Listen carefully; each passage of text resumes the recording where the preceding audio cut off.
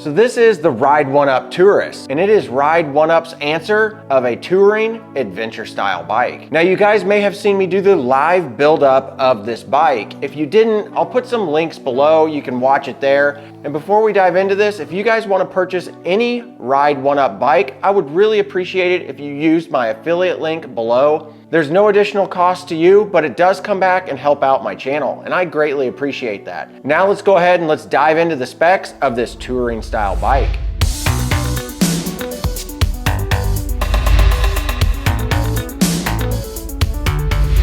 Now let's first take a look up front here, and on the handlebars, you're going to get some nice dual lock-on paddle style grips.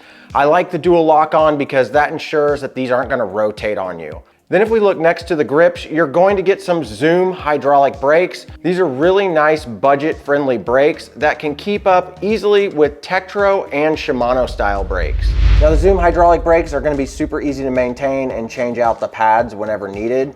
They are a dual piston setup with 180mm rotors front and back. The next thing over on the left side, you're going to get a thumb throttle, which is really nice to see. I prefer thumb throttle over a twist throttle on any of the e-bikes that are going to be class 2 to class 3. This one does come with a really nice display. It's pretty standard for Ride1Up to use this particular display. What I like about it is it's very simple to read. There's not a lot to it, and it gets the job done. Now over on the right side next to the brake, you are going to get a Shimano 7-speed shifter. Now this headlight is a nice little headlight for an e-bike. The nice part is this has a built-in reflector, and it's also got 2 pivot points so you can dial it in the perfect height and angle. One of the things that I really appreciate that Ride1Up included with this bike are some really nice metal fenders. They painted them a nice satin black that goes really well with any of the colors that they offer. And then of course, if you look at the suspension, this is pretty typical for most of these style of e-bikes. It is a hydraulic suspension that is spring loaded.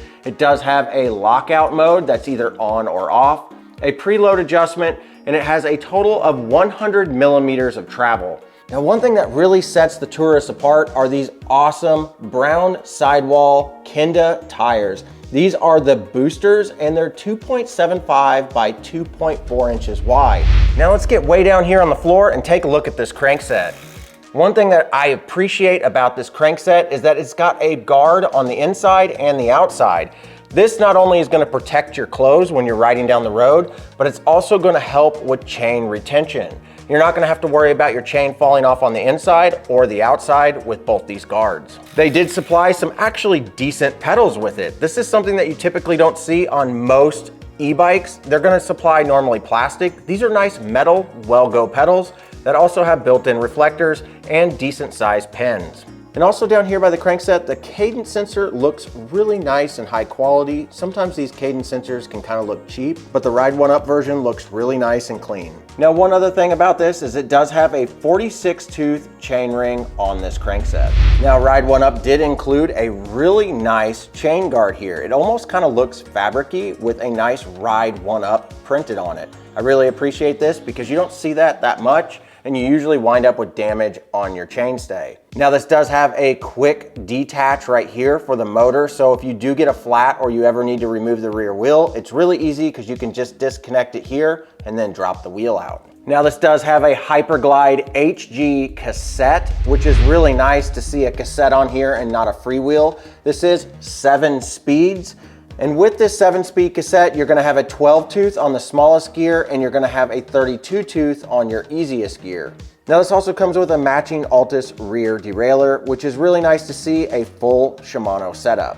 Now, if you do decide you want to attach a rack to this bike, they did build in some mounting points. So you've got one here, and then you also have some mounting points up here that will work with a traditional rear bike rack. Now this does come with a 48 volt geared hub Shangzi motor. This is 750 watts of sustained power. Now, one of the nice parts about Ride1Up bikes is that they actually use sine wave controllers. That's gonna give you that smooth acceleration and smooth transition between not using the motor and using the motor. You're not gonna get that jerky feeling that you get with some other brands. Now, whenever you go to remove the battery, all you have to do is insert the key, Give it a turn. You'll see that it initially unlocks just a little bit. This is a safety feature, so the battery doesn't just fall out. You'll just simply undo this latch right here, and then the battery will slide out. You want to hold on to it really good because it is surprisingly heavy. Now this battery can be charged on or off the bike. Now this is the LG certified battery, 48 volt, 12.8 amp hour, which comes out to be 614.4 watt hours. Now when you go to reinstall the battery, you just simply go in the reverse process, put the bottom in first, and then pull up until it clicks. Then you've got a solid click, you're ready to go. You can remove your key and get on your ride. Using this seat for commuting is like riding on a lazy boy. Super, super nice. I do appreciate these whenever I'm gonna be sitting for a very, very long time in an upright position. A nice comfy seat is gonna be something you're gonna want. Another thing is how clean they do the internal cable routing here. They've got this nice rubber grommet and all of this nice cable wrap, which makes it a really clean look whenever it goes into the frame. Now all the cabling exits down here on the bottom of the seat tube, so you can see if you ever need to replace it or repair it, it's really easily accessible. Now this does come with a 2 amp charger, which should take between 5 and 6 hours to fully charge the battery.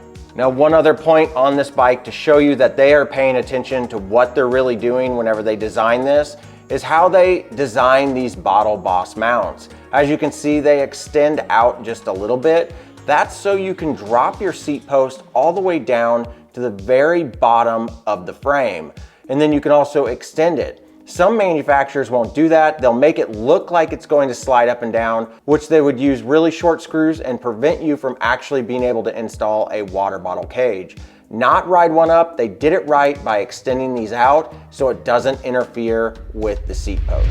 Okay, now that you guys know a little bit more about the Ride1Up Turris and all of its details, I'm gonna wake up bright and early to commute into work, which is about an 18-mile trip with hills, greenway trails, and city streets. This should be a really good test that's gonna push this 12.8 amp hour battery to its limits.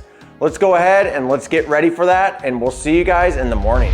All right, so we are out on the commute, cruising at a nice 28 miles an hour, just kind of casually pedaling. This bike is surprisingly very quick. It doesn't really push super hard. You have to kind of pedal to get it up to this speed, but once you get there, it'll hold it and maintain it, and rides really, really smooth.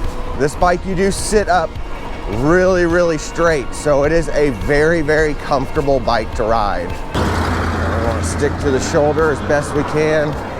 Usually it's not this busy this early in the morning. I am almost 5 miles into the commute. This commute usually takes me about 50 minutes or so to get to work. So it really pushes these e-bikes.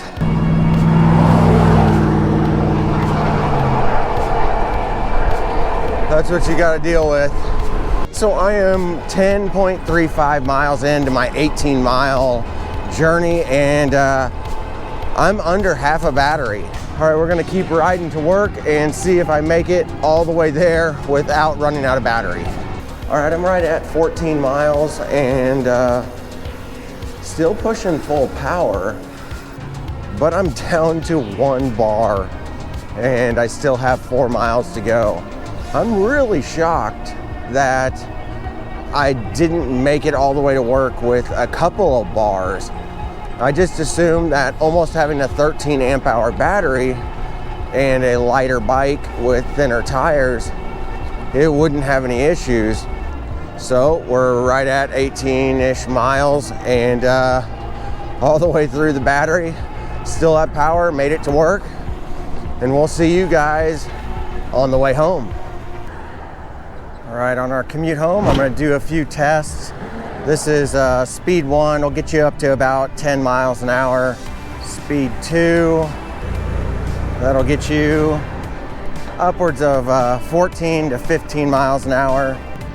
All right, here we go, speed 3. Let's see what that gets us up to. Looks like we're gonna get up to close to 18 miles an hour. So pedal assist 4, that'll get you a little over 20 miles an hour. Yeah, this thing's cruising right around 28, So pedal assist 5, definitely performing at the level that they claim. Just kind of spinning my pedals. Now the motor is a little noisy at this high power, but that's to be expected. That's pretty normal for most e-bikes.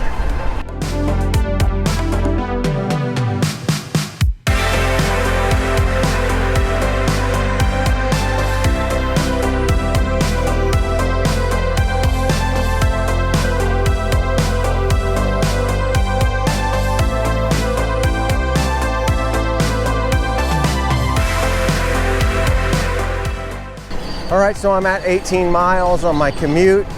I'm about quarter mile, half a mile away from my house. The battery is all the way down to 1 bar, but it's still putting out 500 watts. So this motor will push out power all the way till the very end. I do wish that this battery was a 15 amp hour. I feel like I'm pushing the limits on the distance for a commute. Most people don't want to commute 18 miles, and that's why I haven't commuted before I got e-bikes. It's just not feasible. It takes me about 50 minutes to get home as it is with an e-bike, and yeah, it's a good commute, and this is an awesome bike. All right, let's go back to the garage and I will let you guys know all my final thoughts on this. So the commute on the Ride1Up Turris was a lot of fun. This bike is so comfortable to ride. So I want to go over a few of the pros and cons that I have come up with after commuting with this and riding around for a few weeks. Let's go ahead and let's start with the cons first so we can end on a high note. So the first item on what I call my cons list is going to be the battery size. The 12.8 amp hour battery is nice if you're going to be commuting around a small city or if you don't have anything longer than about 20 miles. I would really love to see an additional battery be able to be added to this bike. And in fact, I'm actually going to be looking into to see if it's even possible to add an additional battery to this bike. Now granted, that will probably void the warranty, but I think it might be worth a try. Now the second item on my list is going to be the motor noise at full speed. Whenever you're going 25 to 28 miles an hour, you can really hear that motor. Now I know that's pretty common for most class 3 750 watt motors, but this one seemed to be just a little bit louder than some of the other brands. Now the third thing on this list is that it doesn't come with a bell and that there's limited handlebar space to actually fit a bell. Now this is something that you can easily purchase aftermarket, but with that limited space, it might be kind of hard to fit one onto the handlebars. And the fourth and last item on this list is going to be the assembly. This does require a little bit more skill to actually assemble this bike than other brands. Most other brands come pre-assembled almost about 90% of the way. This one was more like 80%, and the instructions online for this are pretty good, so anybody can actually do this, but it is a little bit more work, and if you're not really familiar with bikes, this could be pretty intimidating. Now let's switch over to the pros list because you know what? There are a lot of good things about this bike, but I've got 4 on my list that I want to talk about. Number 1 is the styling of this bike. I absolutely love the way this bike looks. They did a really good job picking out those tires to match with the frame. You have multiple colors, plus you have a step over and a step through design. I think they really nailed the styling aspect on this. And at the price range that Ride1Up is offering this at, you're not gonna find a better looking bike in my opinion. Number 2 on my list is gonna be the quality of this bike. Not only in the components, but also in the overall build. The frame on this bike is rock solid, feels really, really good. It's lightweight. The welds look really nice, but not only that, you get a Shimano drivetrain and then you also get some hydraulic brakes. I really think that Ride1Up really knocked this one out of the park in quality overall. If this thing had a name brand like Trek or Specialized slapped on the side, it would probably sell for well over $2,000 from those brands.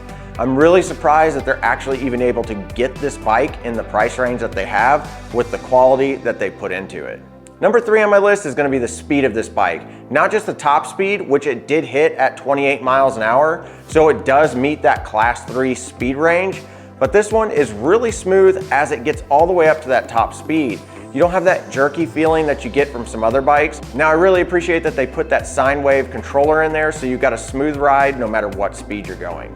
Number 4 on my list is the weight of this bike. It definitely doesn't feel like most e-bikes. It's a lot lighter and it's a lot more nimble. And that's a really big deal because if you ever run out of battery, you want to be able to pedal your bike back and not be completely exhausted.